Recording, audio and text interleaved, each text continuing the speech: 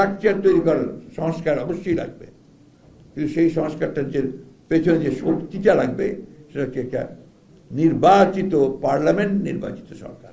আমরা আহ্বান জানাবো দেশের সমস্ত গণতন্ত্র প্রেমী মানুষদেরকে, স্বাধীনতার মানুষদেরকে, যে আপনারা ঐক্যবদ্ধ থাকবেন, বিভাজিত হবেন না।